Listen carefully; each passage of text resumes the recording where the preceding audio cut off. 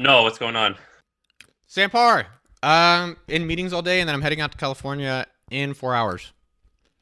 So I was just, I haven't been on this podcast in a minute because I was in Austin. I drove from California to Austin. I hung out with Noah and Neville and a bunch of people.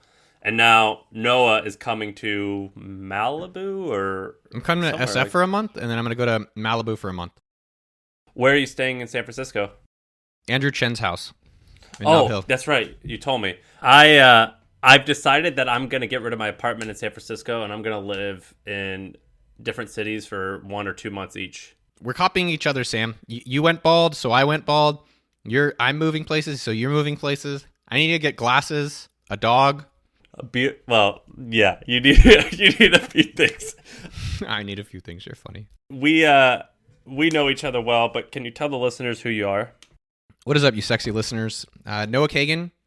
I'm a cyclist. I'm a chess player. Lately, I'm making a lot of content on YouTube about everything I'm learning at appsumo.com. That's youtube.com/okdork. I helped start appsumo.com, which is the number one site online for software deals, an 8-figure company. Been around 10 years. I was number 30 at Facebook, number 4 at mint.com. And then the two other things that I like working on and playing with business-wise is sendfox.com, which is a free email list for content creators, and okdork.com, which is my site about overcoming fear, starting and marketing startups. And Noah and I have known each other for 6 or 7 years, a while now. I think you're 5 or 6 years older than me. We're very similar personalities. We're a little crazy. We have a bunch of different ideas. Would you say that's accurate? Yeah, I didn't like you for a long time. Why? So sometimes you'll hang out with Sam. If you guys have hung out or had the chance, you'll hang out with Sam. He's like, "How much money are you making doing this one thing?" And it's like someone asks you, like, "How big is your penis?" You're like, "Dude, I don't know you," and you're asking a really personal, kind of aggressive. It's like to the level of transactional that's just a little too much versus what you'd expect from a friend. And I think sometimes it's interesting to observe the people or companies that we're jealous of, or the companies we're reacting negatively to, and really trying to understand that. And our first experience, I think if I recall, you wanted me to come speak at the Hustle conference. No, I wanted you. I wanted you to speak at an event, and you asked me to write a blog post for you, and I wrote this blog post. And then You didn't publish it, and I was like, "What the fuck?" there was just weird vibes I was getting from you. And so it didn't make me excited to want to do anything. And then you sent me like a NutriBullet or some kind of item. And I was just like, this guy weirds me out. I don't like how he's behaving. And so over the years, though, I've started to appreciate your quirkiness. And it's probably like me. I'm sure some people are listening to me but like, nah, I don't like the style. I think the point for everyone is not to just go and accept everyone and love everything, but to observe our jealousy, observe our negativity, observe our criticism, and think about what we're trying to really say about ourselves or learn about ourselves. I think one thing I would say about you, Sam, that I've appreciated is that it's interesting to observe the people in life who get what they want. Because those people, you don't see all the things they're not getting. And I really respect with Sam how persevering you are.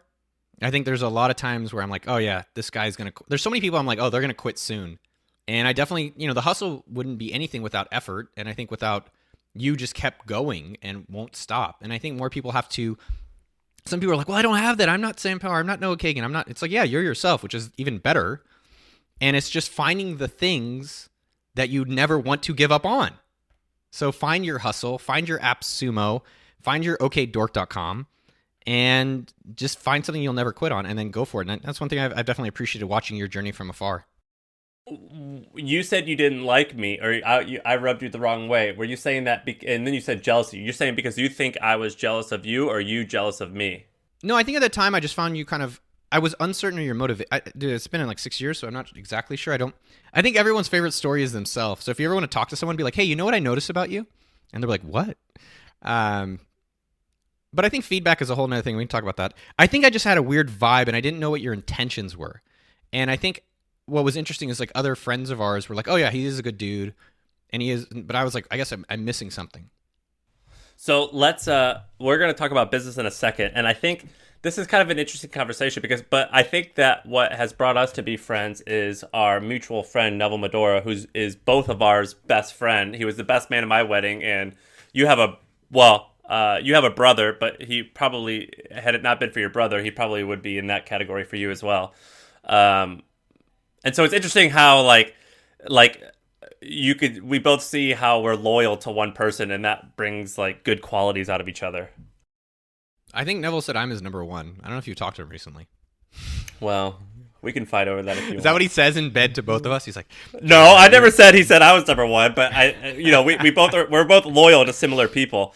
So let's talk about different interesting companies and businesses that we're both looking at, because you and I are the same in that we're both like pretty big schemers, and not that we do shit all the time, but we both like to figure out how things work. What are you looking at? Like, you're really interested in the email space with SendFox. I'm interested in that as well. What interests you about email? Like, why are you like? Because AppSumo is pretty successful. You don't have to start new shit if you didn't want to. Why are you choosing SendFox? I think choosing one of my favorite books around the words that you use is the Dalai Lama's Art of Happiness, and I love that you word chose, right? Because I don't have to do anything. I want to do things. I don't need to do stuff. I want stuff, and I think it's interesting for all of us to be aware of that. Namaste, everyone. I think in my life, I think one of the things that drives me is curiosity. And I think in terms of business, like if people out there, listen to this and say, hey, I want to get my business started, the best business to start is something that solves your own problem. And so for me, I was using MailChimp. I've used ConvertKit. I've checked out Aweber. I found them way over expensive. I found them way over complicated. It took me like 45 minutes to set up a MailChimp email. And so I was like, I just want something more affordable and simpler. And that's why we built SendFox. And I think that's something where I'll keep working on it forever with the team. I think what's interesting is trying to think about what's going to happen in the next 6 months to 6 years. And then how do I be a little bit ahead of everyone else? So if you think about it, let me ask you, Sam, do you think there's going to be more or less content creators in the future? Absolutely more. So I think, the one problem that I noticed with all the channels like YouTube or Instagram or TikTok or any of these is that ultimately they are incentivized to get you to pay to talk to your audience. Why? Because they have to make money. And so email is the only channel I've ever found that can scale communicating with an audience that you can fully control. And so I think if SendFox becomes the number one place for people to grow their audiences, one, I want it for myself, number one, and two, it's just a really big and interesting opportunity to work on. So we send, how many emails do I send a year? Maybe 600 or 700 million. I don't even know, to be honest. AppSumo probably has a similar amount of emails, like hundreds of millions of sends per year. I think I pay 10 or 15 grand a month to send those. Does that sound right?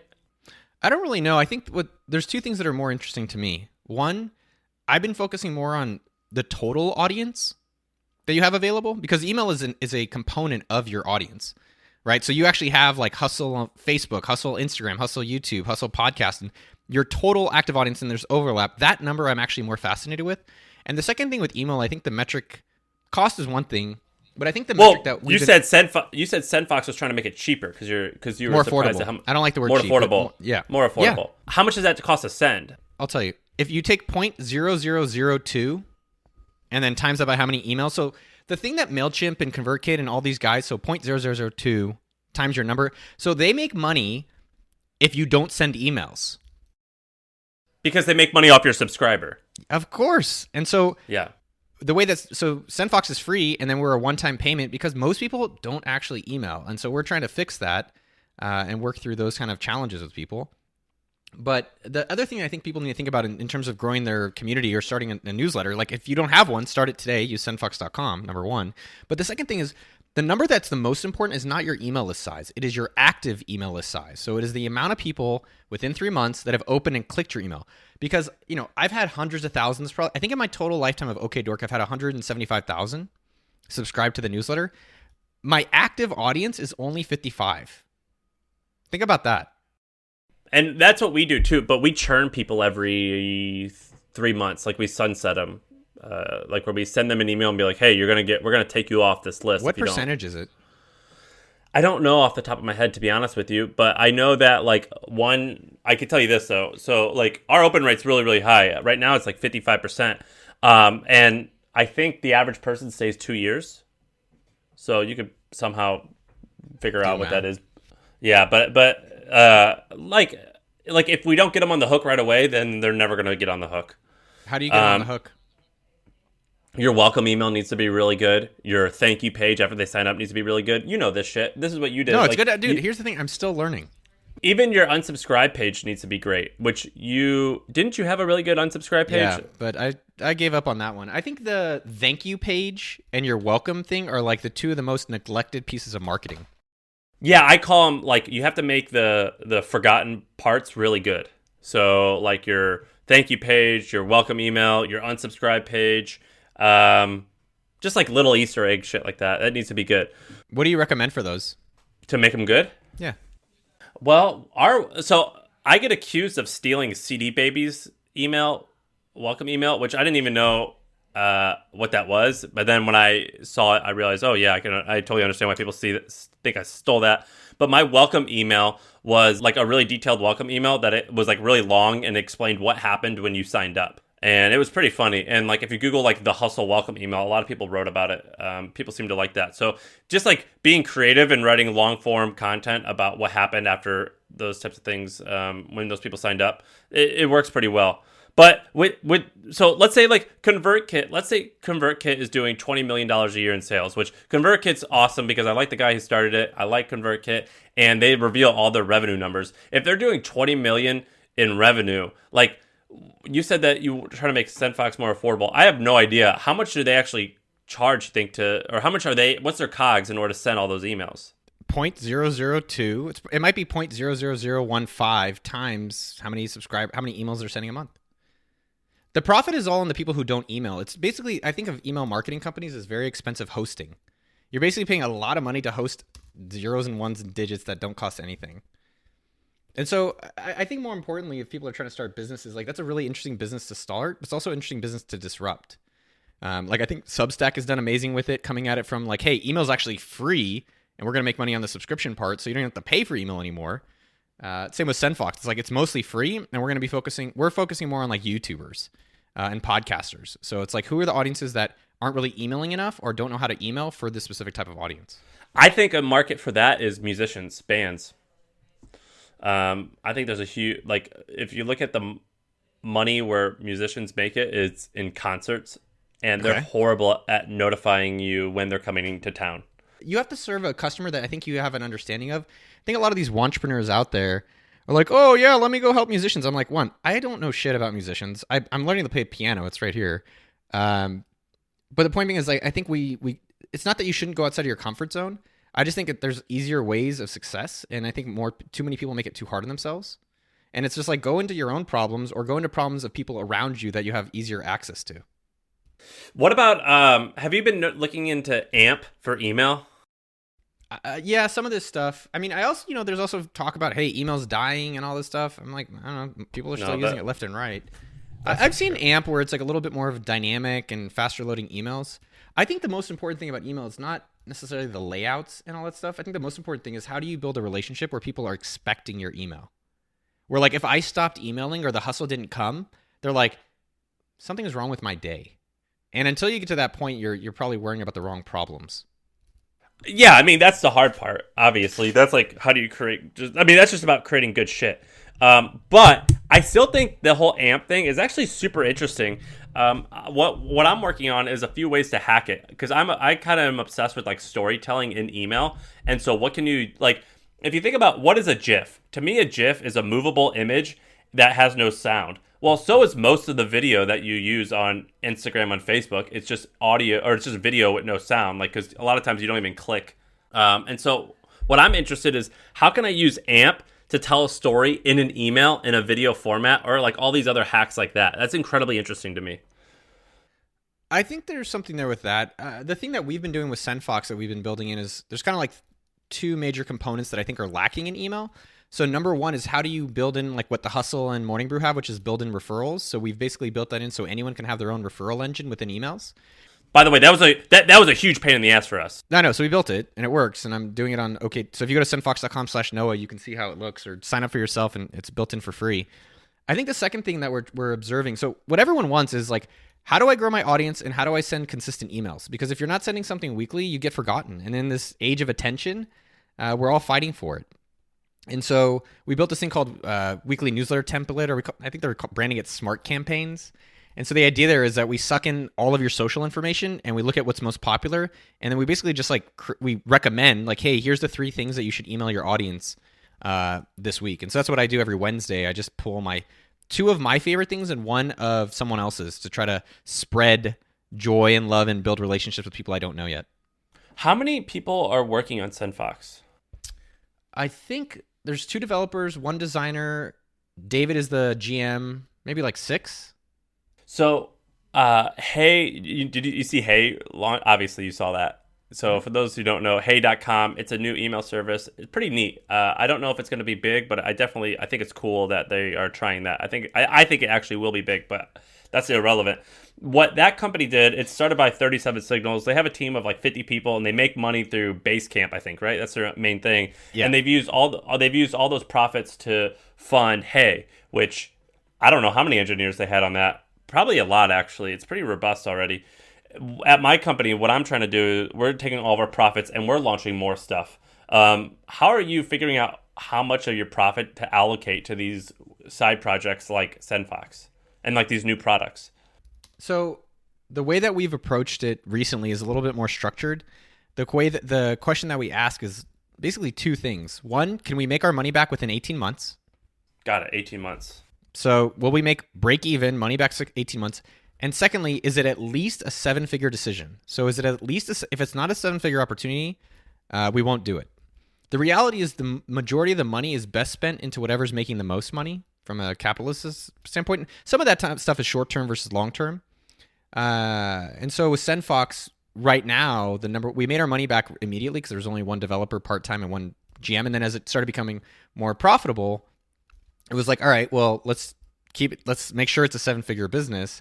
And now we're focusing on, because we know it's a 7-figure opportunity, we're saying, how do we get this to be a $100 million business, whatever, yeah, bigger. But we're more focused right now on building our goal there is active audience. So I think one thing with company metrics is how do you align your customer success to your company metric success, your company North Star. So for SendFox, right now we're at 1 million active audience, meaning of all of our customers, we reach 1 million active customers through them. And so if we can grow that number to 3 million, that's our goal this year, then all of our customers are more successful, and then we will be subsequently more successful. So how long have you had people working on it? SendFox about 2 years. I mean, what's fascinating about this, just as a quick side note, Sam, is that there's a debate internally, not debate, but there's discussion internally that if we would have spent all the money and time that we built on SendFox and KingSumo and HallDrop and MeetFam and all the things we've done just on AppSumo, the main thing, would it have been a $100 million business today? And the likelihood is yeah. I'm going through the same process where I'm like, man, I got this cash cow. And a lot of people listening, they also have the same thing where they have these companies, but like, we're fucking degenerates and we can't not make shit. Do you know what I mean? Well, our greatest strengths are generally our greatest weaknesses. So our greatest strength I don't know, I won't speak for you. My greatest strength is igniting. Like I go and start something and I'm like really quick and I'm really fast. My greatest weakness is like consistency. I always think of it as like I'm a great igniter, but I'm not a great consistent source of fuel. And so you have to find that balance of who is your fuel. So for me, Eamon is fuel. David over at SendFox is fuel. And then I can go focus on the igniting part. And I think that's where you can find success in life, which is, what are you fucking amazing at? Just do that stuff. And it's hard because we feel guilty or we feel weak. But it is finding the people that can complement you on those other sides. But take another example, like the two of my favorite examples that everyone knows is Netflix and Amazon. Netflix is worth $200 billion from one $9.99 a month subscription. So Amazon, on the other hand, is worth $1 trillion, and they've got, in terms of significant revenue streams, probably like 3 or 4. And so I don't think there's many different ways of eating a Reese's peanut butter cup. I think you have to kind of figure it out for yourself what style of business. So for me, with mine, I thought about this morning. My ambitions and enjoyment and fulfillment come from like promoting dope stuff, which we do on AppSumo, sharing what I'm learning while doing that, which is happening on YouTube and my podcast, No Kagan Presents podcast. And then 3, making things that I want for myself, which is SendFox. And I'm like, can I just do this till I die?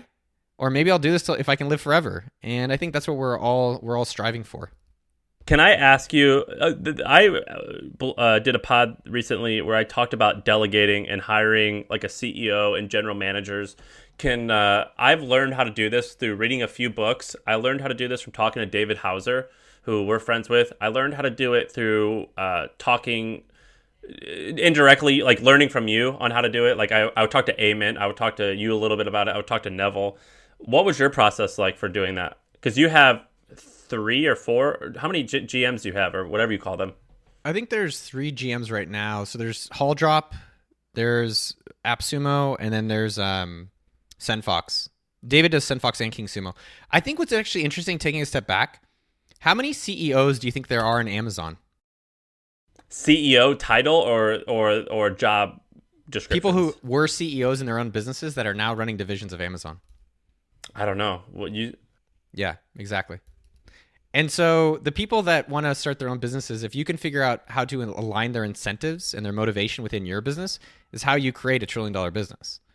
And so there's a bunch of examples of this, by the way. There's Alibaba. Rocket Internet has done this wonderfully. Sounds like you're doing it well. Who else has done it well? Amazon has done it well. There's way more where they a company I'm obsessed with is Coke, Coke family, the Coke Industries. They've done this. Cock? I always call it cock, but I get corrected and it's Coke. Who cares? Just call them rich.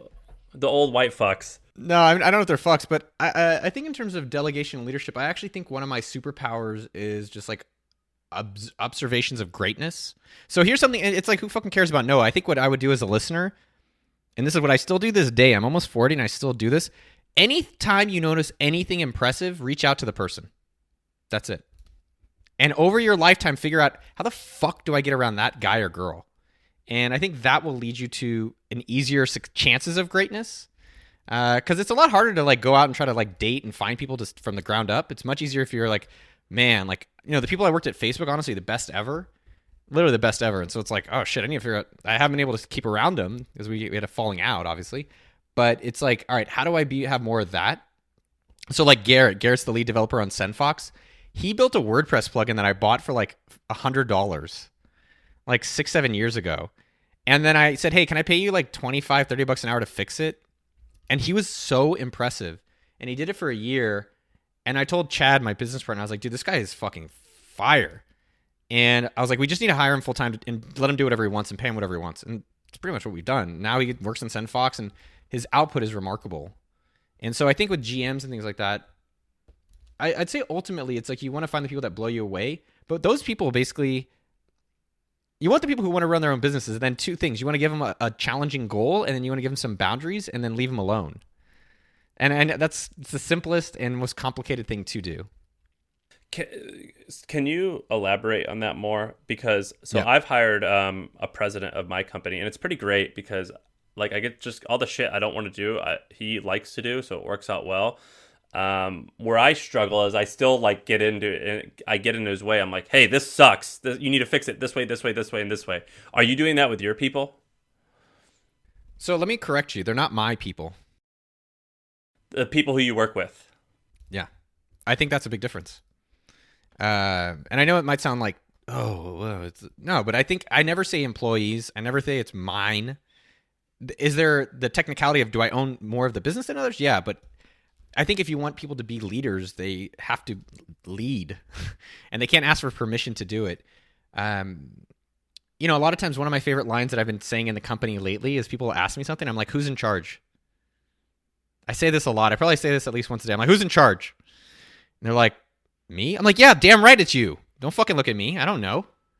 And so I think the more that the way I've been looking at myself lately with the team is, where's my excellence and where can I do the best job of coaching?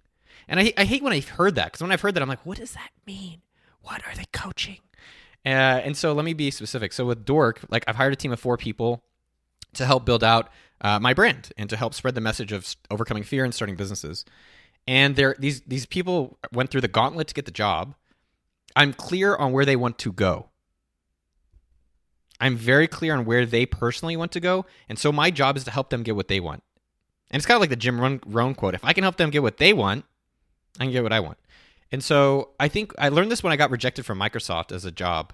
I had an internship, and you know when you intern, you get the job guaranteed? You know about that? No. Most times when you intern, you get the job guaranteed. I was like one of the few that didn't get it. It's like, damn, I'm an underdog, man. I'm still fucking fighting. But I did learn something in the job interview that I never forgotten. He's like, here's the best way to lead. I'm like, tell me. And best way to coach. He's like, you give them a football, You tell them where the end zone is. You say, hey, here's the boundaries to get to the end zone. How you want to score is up to you. And I think what I've learned really well over the past 2 years is you don't want to be a seagull. You know the seagull theory? No. You come in. Where we're just chirping at them? Yeah, you come in, shit, and fly away. I was doing a lot of seagull theory for a few years. Wait, did you coin that, or is that a thing? I mean, is that your phrase? Yeah. Oh, all right, cool. Well, I don't want to be shitting on people and flying away. I think it's like, how do you lean in, Sheryl Sandberg style, and step into these challenges and be... Because I think what I always admire is solution thinking, right? Like, am I coming and complaining, and am I bringing more problems, or am I bringing more solutions? So, anyways, in terms of coaching, like with Eamon, who's running AppSumo, especially lately, I feel like more of an advisor in a very effective way. And I think it's a really fine line because you don't want resentment. So Eamon wants to do this one thing recently, and I'm like, do I just let him do everything and resent it? Like, oh, fuck you, man, I totally disagree with you. Or do I say, no, Eamon, do this thing. You must do it my fucking way. It's the Noah Kagan way. My dad used to say this when I was a little kid. He's like, my way or the highway. I was like, dude, I am 8 years old. Like, I don't know what you want from me. And I don't think it could be either way of those. I think it needs to be somewhere in the middle where I don't want to feel resented. I don't want resentment towards Eamon. I don't want it to be a dictator, because then the worst thing I think you could do is hiring someone is demotivate them.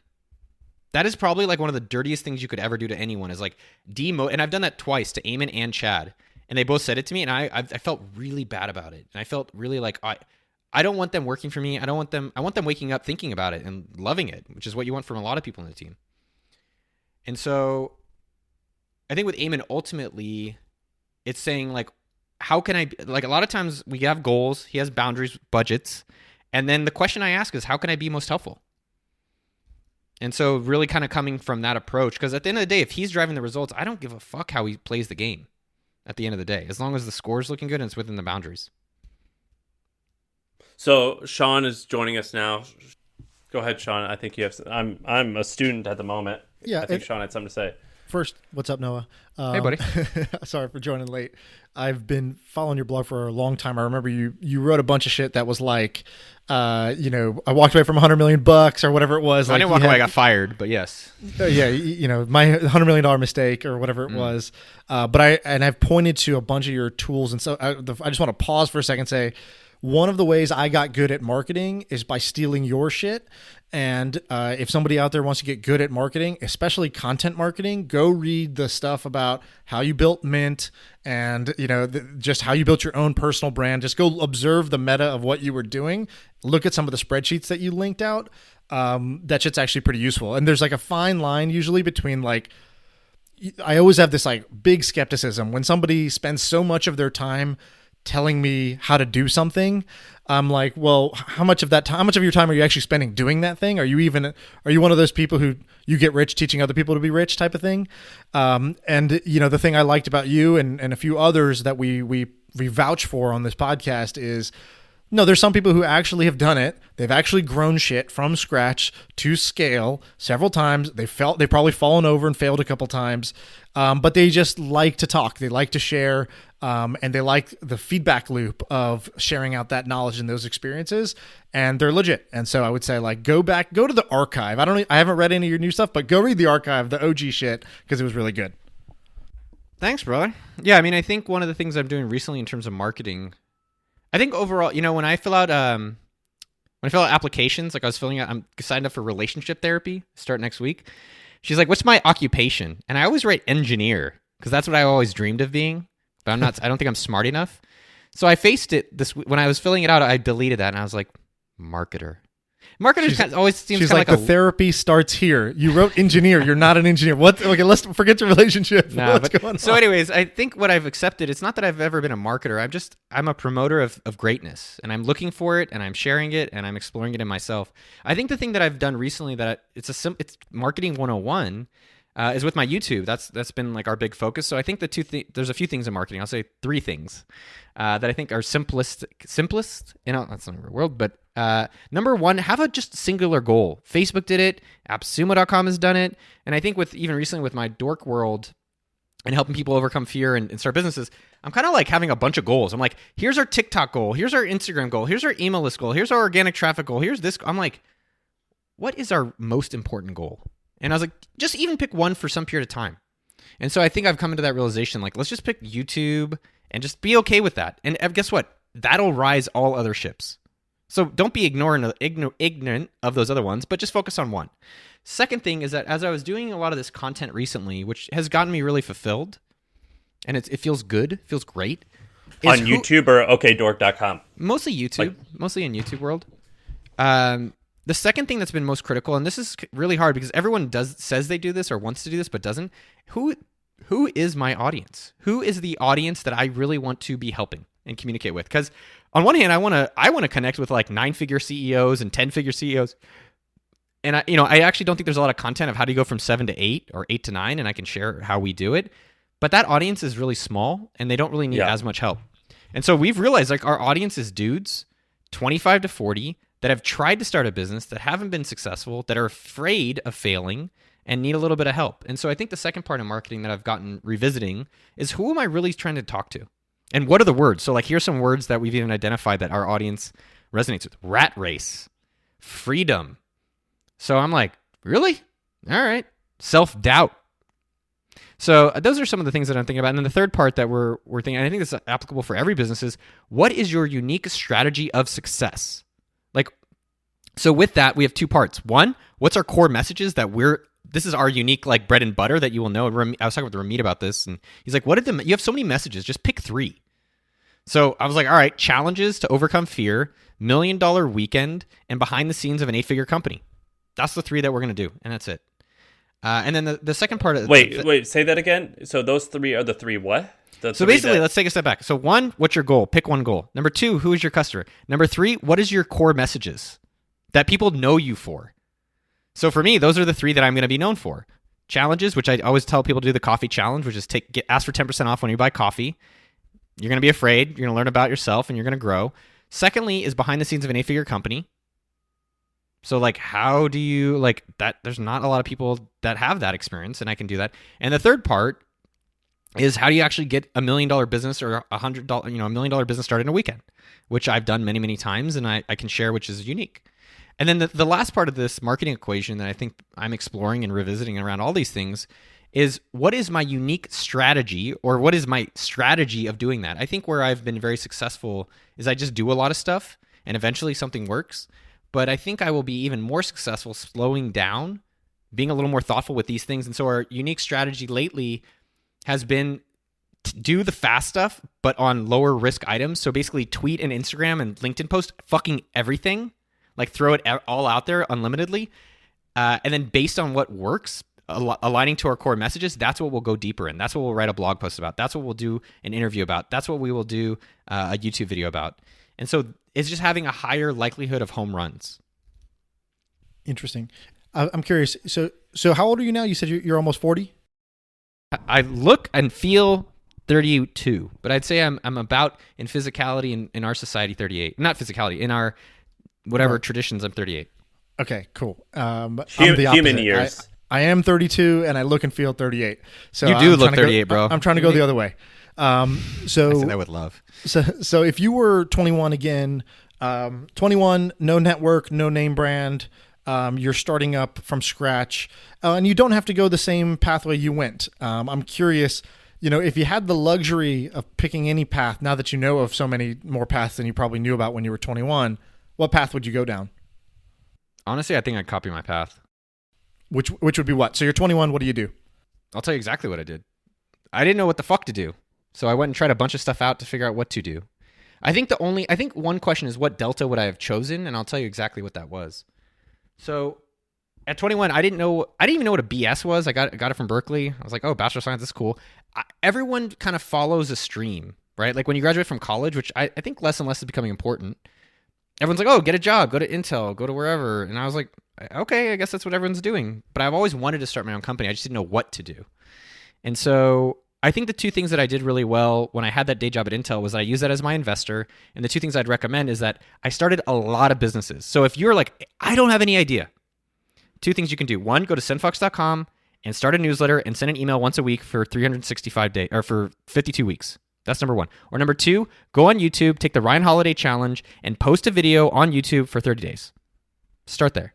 The second thing that I did is that I connected with people very aggressively, and I asked anyone I knew for anyone that they knew that was really smart. That's how I met Tim Ferriss. That's how I met Orrin Hoffman, Dave McClure, James Hong, Max Levchin, Ramit Sethi. I basically put on events. I hosted lunches. I organized conferences. I didn't know anyone, but I wanted to bring smart people together. So if you don't know any smart people, find one smart person, say, hey, you should meet this smart person, and then just go and hang out with both of them, guy and girl. And guess what? You can do it on Zoom if you're in a remote country. Or if you don't have any connections, I think one of the ones I've really observed lately, every person I've hired that's been the most impressive has done two things. They've offered something for free to a value that I've wanted, and they did it without asking. And those people have been the most impressive. And guess what? Now they're like, hey, I want to meet this person. I want to do this thing. I want to grow here. I'm like, that most of them are now working with me. And so I think that was something very early on. I was very aggressive on meeting people and just trying to build my brand. In terms of career, I think one thing I did very well is I was really great about following my curiosity and things I was really excited about. So I really loved Facebook and I really loved Mint. And I was like, I'll do whatever it takes to work there. I think the only difference I would have chosen is find someone 10 to 20 years ahead of me that I think is doing the things I would like to do in 10 to 20 years and be obsessed or aggressive in figuring out how to make them excited to want to be a part of my life. So I had one guy, Doug Hirsch, who was my boss at Facebook, and it didn't really work out as well as a mentorship, but it's nice because like you can say, oh, that's how you do a relationship. Oh, that's how you do a career.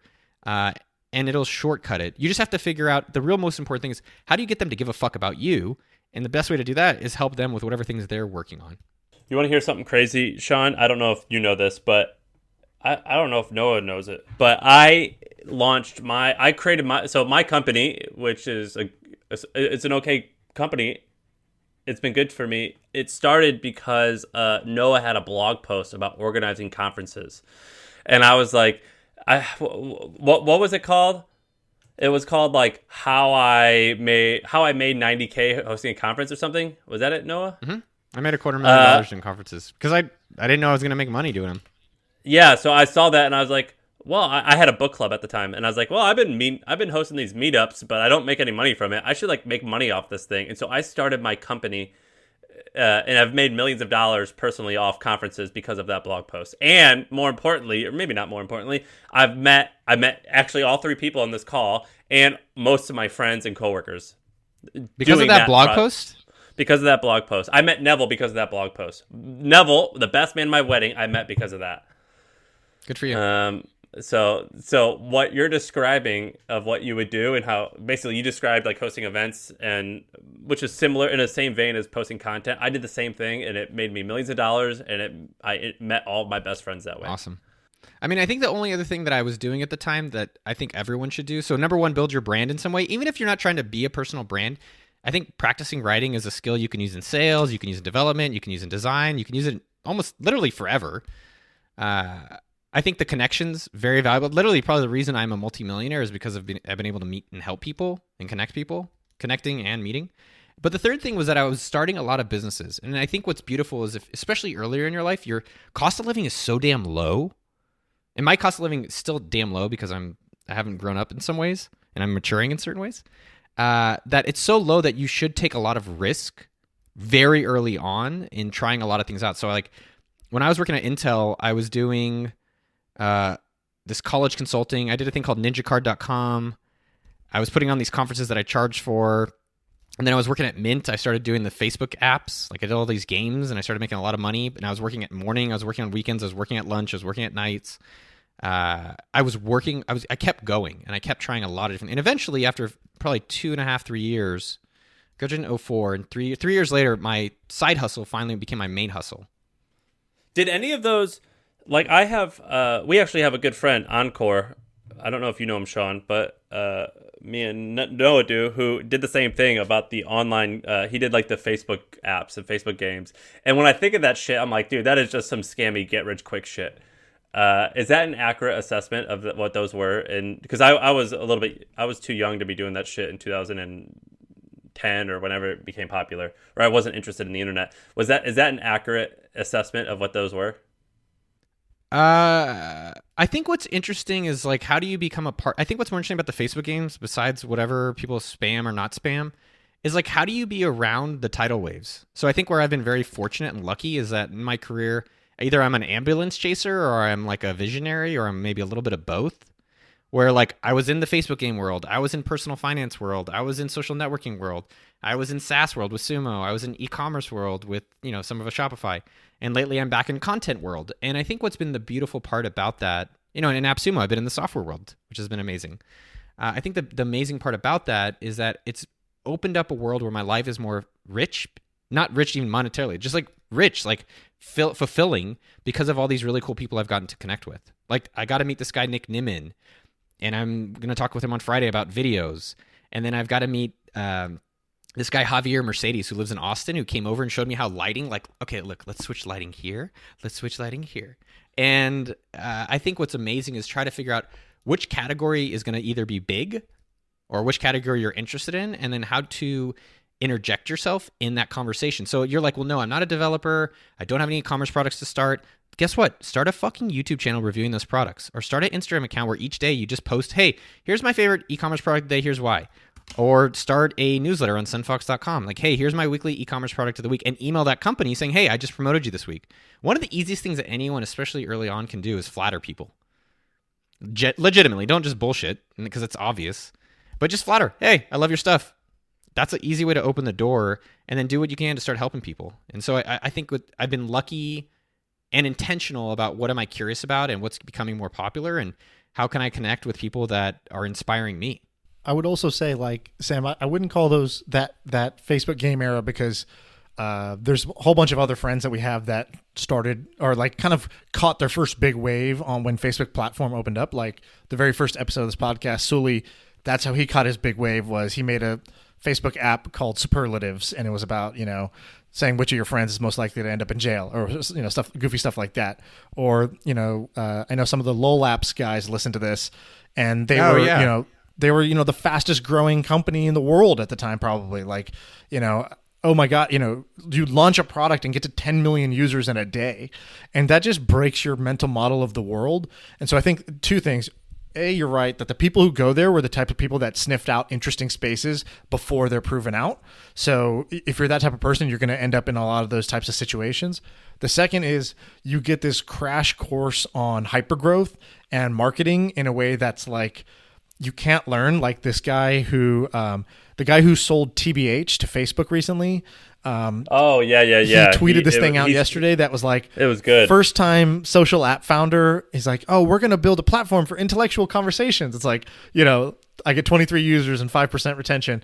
And then he's like, by the fifth year, that same founder's like, all right, let's just have people vote on who's hot. And it's like, result, 10 million users, 40% retention. It's like, it's very true. It's like, the only way to really ever get good is by putting yourself out there. So when you're saying go start a YouTube channel, or somebody goes and has to build a Facebook app, and you see that the apps that grow are the ones that tap into people's core needs. Like they want to know about their friends. They want to take quizzes about themselves and learn, goofy personality quizzes.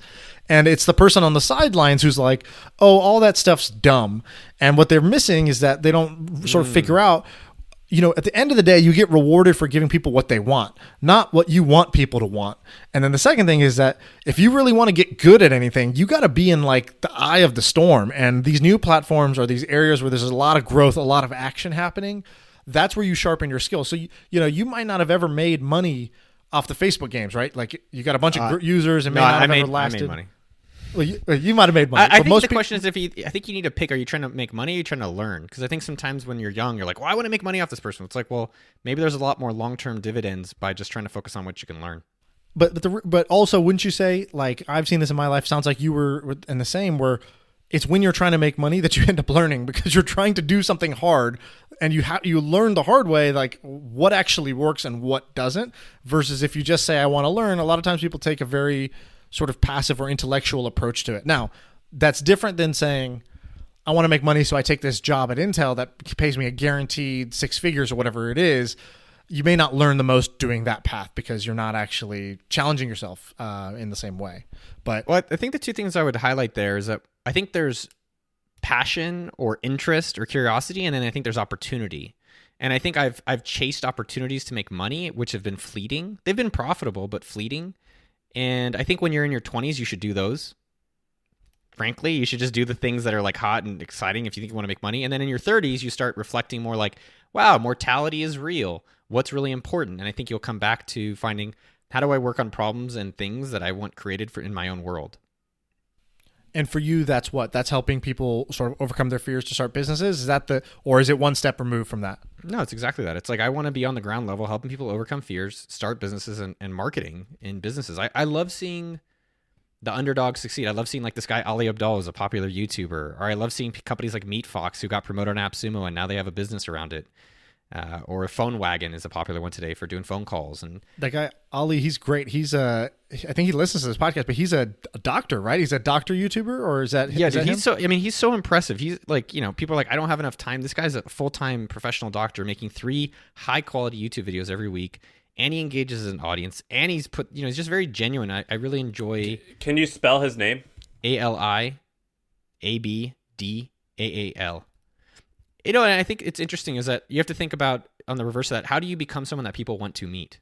How do you make things or do things that others want to connect with? And I think we're like, oh, well, I'll just do stuff and hope it happens. This guy looks amazing. I just love I just did a quick Google.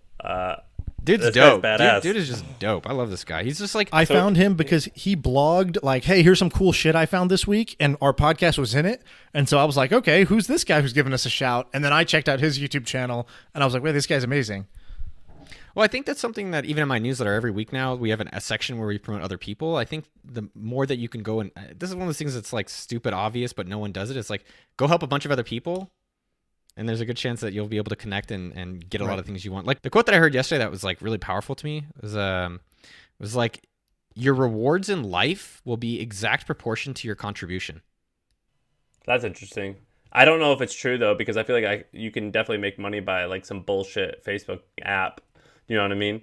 But I definitely think it's the way to live by. But can I bring something up within the last 3 minutes? So 4 weeks ago or 3 weeks ago, Sean told me about a book called Happy Body. And I was with Neville and Noah last week or 2 weeks ago, and I was like, yeah, Sean told me about this book. I'm going to buy it. And Neville was like, oh, I have it upstairs. Let me go grab it for you. He gave it to me. Then he gave it, and then Noah was like, wait, what's this book? And I think he ended up buying it. I've been doing those exercises in that book. I feel great.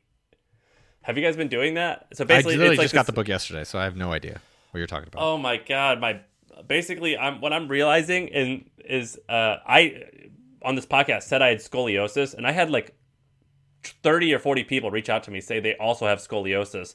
And so then I started doing this book to help fix it. It's been awesome.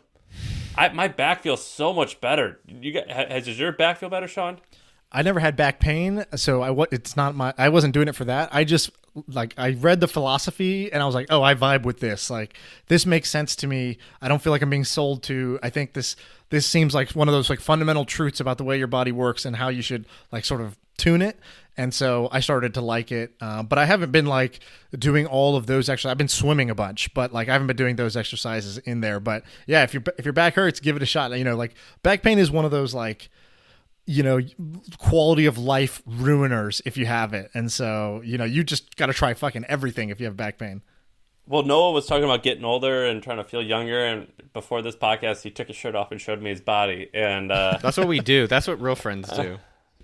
But golly, this thing has totally made a difference.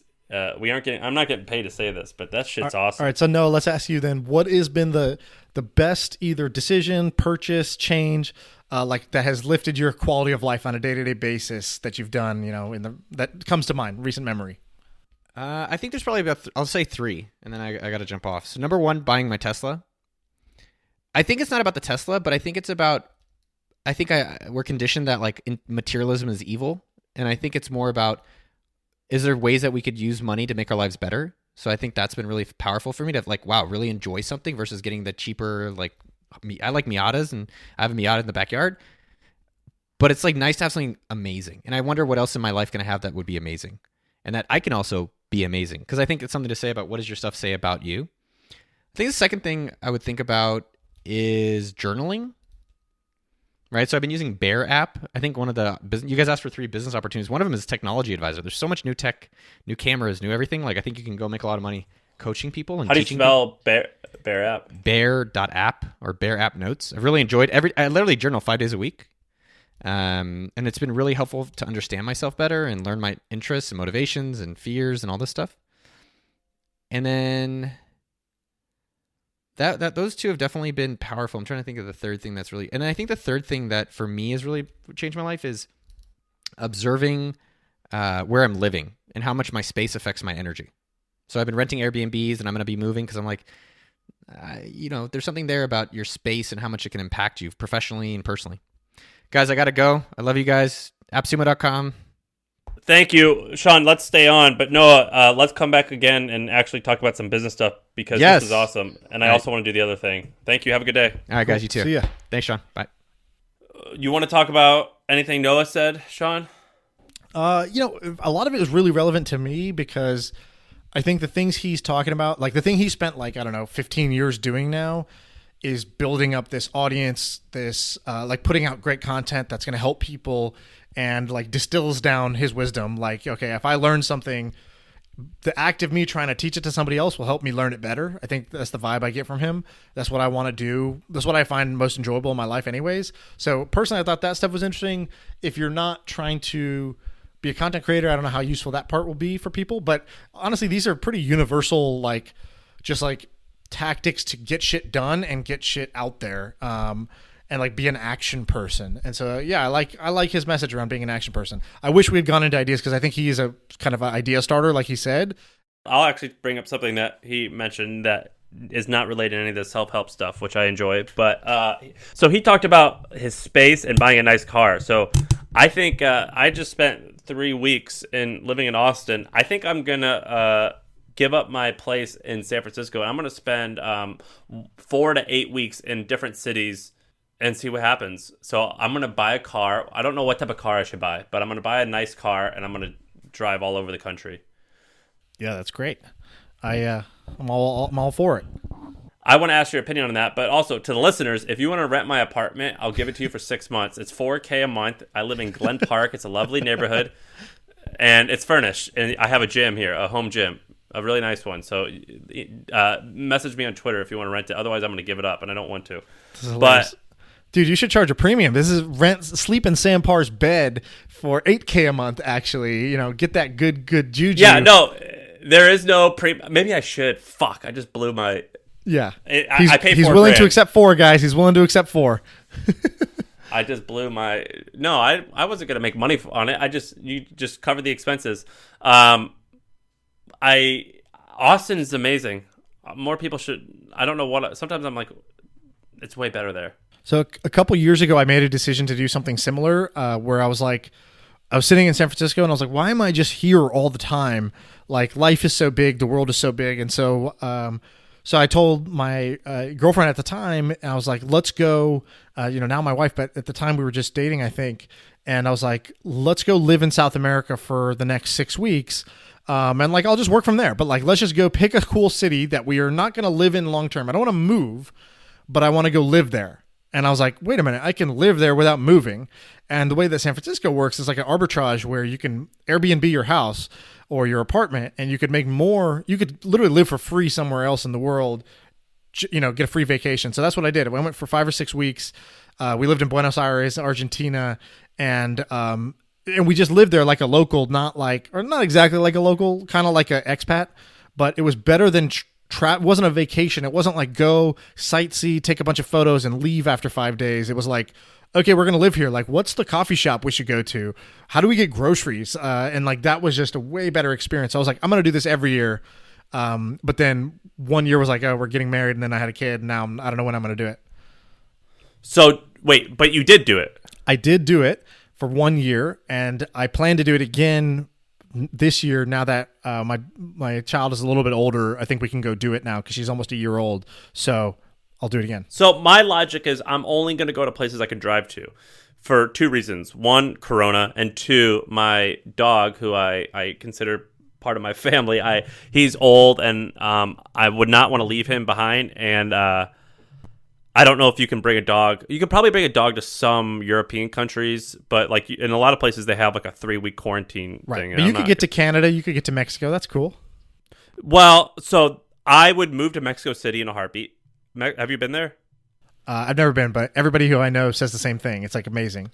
It's amazing. Like, I remember I was there when Trump was just getting elected and he was talking about the wall. And I was in like a hipster neighborhood and I asked my barber, I go, what do you think about this Trump guy talking about this wall? He goes, I don't give a fuck about what he says. Like, he goes, yeah, build the wall. That will keep you guys from coming in. This is amazing Right. here. We're not trying to go to America. And I was like, oh man, you've just broken all these stupid stereotypes I've had in my head. Thank you. So, and so, yeah, they're going to need a wall to keep me out of Mexico City because that place is lovely. So I would totally want to live there. The Mexicans were awesome people. I love the neighborhoods, but Corona, I'm nervous about Corona at the moment.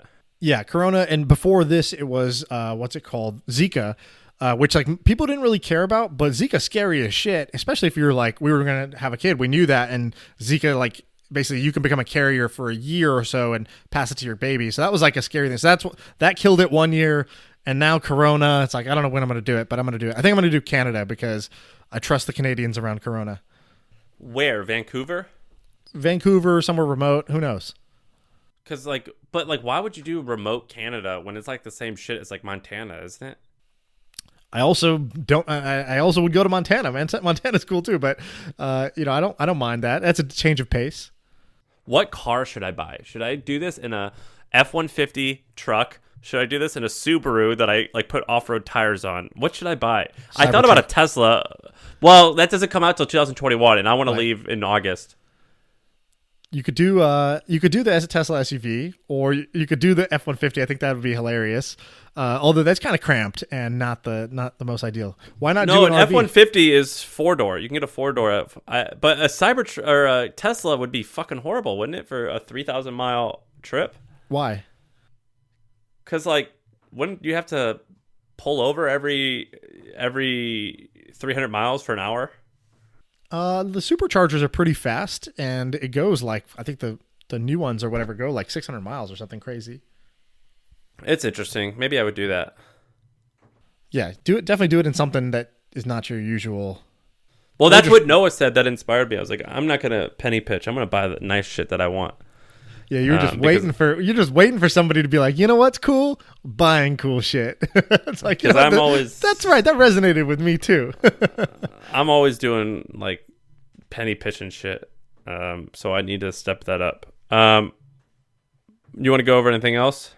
I have a bunch of ideas that I added to the thing, but I feel like we should just do like an episode about it, like a full episode about those ideas. So I think we should keep this one kind of Noah, and then yeah, I have a bunch, but it would be like an hour. Okay, I have a bunch too. They range from interactive email to I have a bunch of ideas around privacy stuff that fascinate me a ton, and Corona stuff. Someone's got to create the organic label, but for like, is your restaurant Corona clean? Oh yeah, like the it's like the health score, but this time specifically branded around Corona hygiene. Yeah, so that's what I'm going to bring up. What are you going to bring up? Okay, I'm just going to read you some of my quick notes that I had here. One is called Scott Galloway being super wrong. Another one is... I know exactly where you're going with that, and I'm very interested. Another one is scams that I found interesting. And I have 4 examples of scams that I found interesting. Another one is WikiLeaks for creeps, because Chris D'Elia turned out to be a creep. And then another one is how the 37 Signals guys are marketing their new thing, hey.com. I think it's pretty interesting how they're going about that. And then I have a bunch of startup ideas that are around, one's around baseball cards, one's around, I got a bunch of ideas. So we got a lot to come. Great. I am interested in all those, particularly the Scott Galloway one and the hey.com thing, which I think is actually going to be a huge business. I just downloaded it. Have you used it? No. All right, I'll tell you. If you didn't like Superhuman, you may not like this either, but I just downloaded it. Thumbs up or thumbs down? I'm like 10 minutes into the onboarding, but I'm also like thumbs down so far. But I really like those guys. So I'm like, just let me try it, actually. I wouldn't say I've given it a fair shake yet, but the onboarding so far, I'm not sold. I'm in the same boat, but I understand why many people will like it. Right. Okay, we should jet here. Leave us a review. Tell us what you think. Tweet at us, whatever. We'll talk to you all soon.